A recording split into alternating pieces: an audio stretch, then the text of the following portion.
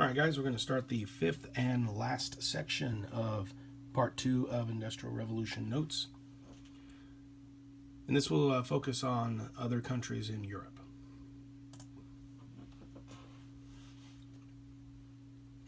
Now, for the most part, other nations in Europe besides England were pretty slow to industrialize. They had fewer of the resources.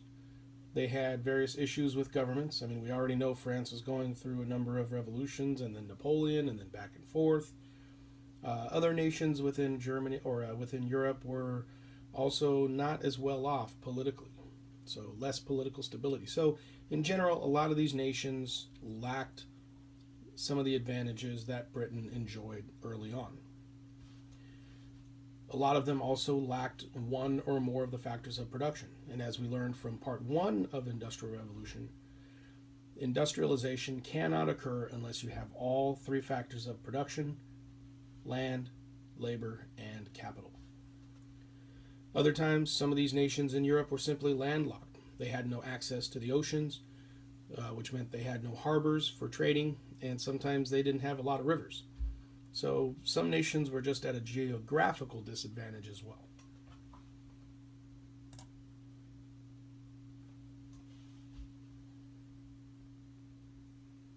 Now we'll take a look at a few specific countries. Germany.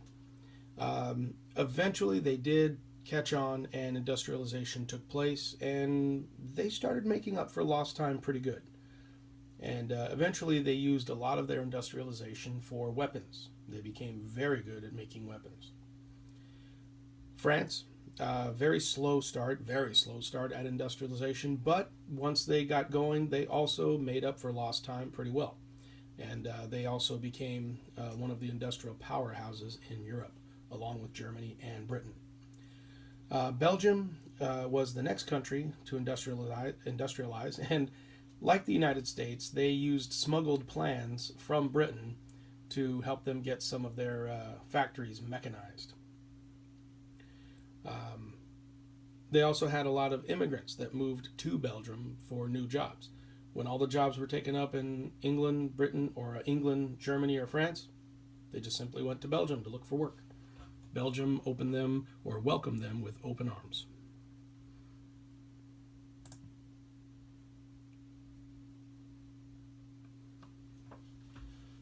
Now we're going to put a spotlight here on Germany. For most of the 1800s, which was kind of like the strongest part of the Industrial Revolution in Europe, for most of the 1800s they were very politically divided. Germany, as we know it now, used to be broken up into a bunch of little kingdoms. And some kingdoms industrialized better than others, and so industrialization in Germany was very sporadic. It happened in little pockets here, little pockets there.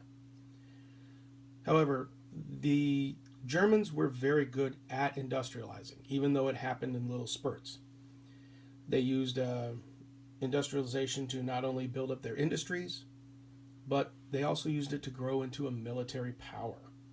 And as I previously mentioned, they became very good at building weapons, and this expertise in weapons building would be demonstrated once we get into World War I and World War II, which is one of the big reasons why we pay so much attention to industrialization, is because it helps to explain how the wars of the 20th century were so deadly and so destructive. It was because of the mechanization, the use of machines in warfare.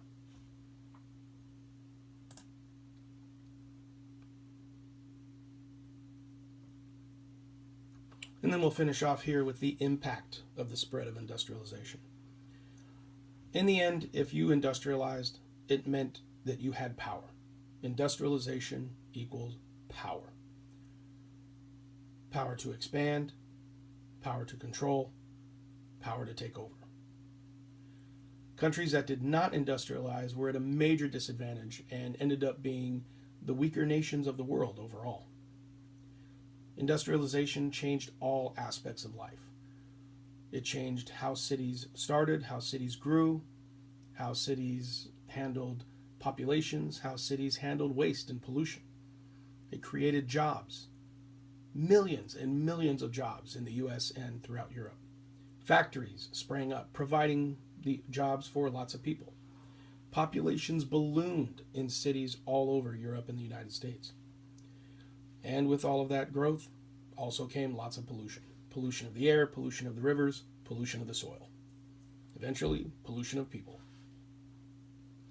However, people started to demand better treatment and conditions. Not only better conditions in the workplace, in the factories, in the coal mines, but also better treatment within the cities.